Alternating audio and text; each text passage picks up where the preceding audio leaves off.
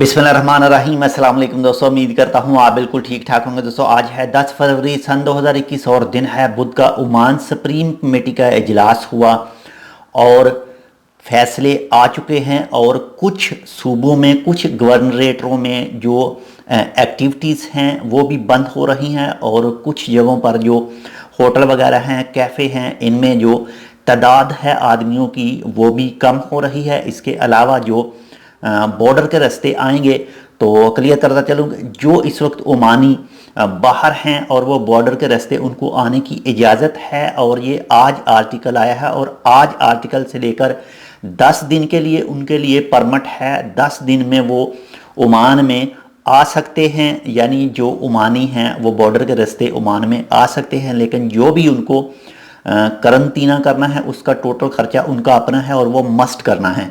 इसके अलावा जितने भी रास्ते हैं ओमान में आने के, जो भी आएंगे वो करंतना तो मस्ट करेंगे।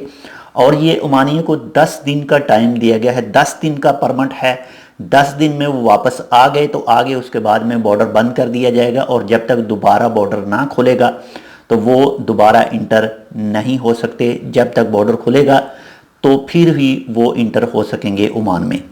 तो इसके बाद में जो एक्टिविटीज़ बैन की गई हैं वो है नॉर्थ अल शिरकिया में शाम 7 बजे से लेकर सुबह 6 बजे तक तमाम दुकानें, तमाम चीज़ें बंद होंगी, तमाम पब्लिक एक्टिविटीज़ बैन हैं शाम 7 बजे से लेकर सुबह 6 बजे तक और ये 14 दिन के लिए बैन होंगी।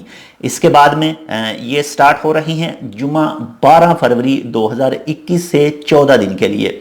इसके बाद में जितने भी बीच हैं, जितने भी पब्लिक पार्क हैं तमाम सूबों में, पूरे ओमान में वो बंद होंगे। जुमे रात 11 फरवरी 14 दिन के लिए ये भी बंद होंगे। इसके बाद में गवर्नमेंट के जो ऑडिटोरियम हैं, उसके बाद में जो हॉल वगैरह हैं, इसके बाद में जो दुकानें हैं, मार्केटें हैं, जिम वगैरह हैं, कॉफ़ी शॉप हैं और होटल वगैरह हैं, इनमें जो तादाद है आदमियों की, जो टोटल कैपेसिटी है, अगर 100 आदमी की गुंजाइश है तो सिर्फ 50 आदमी ही उसमें जाएंगे। 50 आदमी को जाने की इजाज़त नहीं है, यानी जो भी उनकी कैपेसिटी है उसको हाफ करने की इजाज़त है।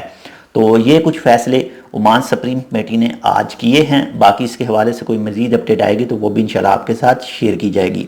तो जितने भी इसके अलावा जितने भी रूल हैं सुप्रीम कमेटी के वो आपको मस्ट पूरे करने हैं, जो भी उन्होंने रूल बनाए हैं इस मौजूदा बीमारी के हवाले से।